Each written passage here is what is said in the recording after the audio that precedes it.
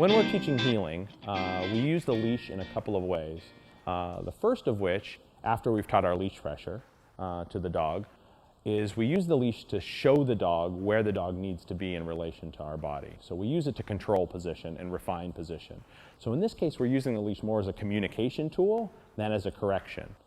But as you go forward in your heeling and your dog is starting to fluently heel for extended periods of time, there's going to come a point where you want to correct or layer compulsion over the work for errors on the dog's part, either due to a lack of concentration or a lack of motivation.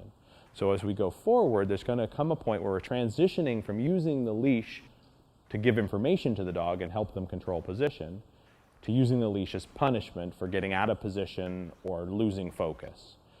And we're very careful about how we layer this in. So we make sure we've taught leash pressure, and we make sure that the dog is relatively or quite fluent in its heeling behaviors before we start to correct the dog for mistakes. So most of what we've taught up to this point, other than the leash pressure itself, has been reward-based. The dogs are learning to maintain position, find position, and focus on us to access things they want.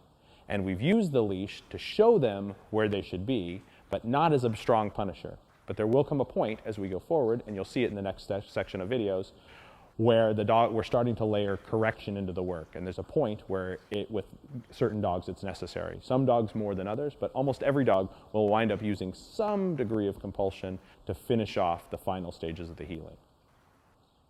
Start doing distraction work. The temptation is, when you're initially doing distraction work, to punish your dog with a leash for paying attention to the distraction. But if you're not careful, you can make the dog nervous about distractions.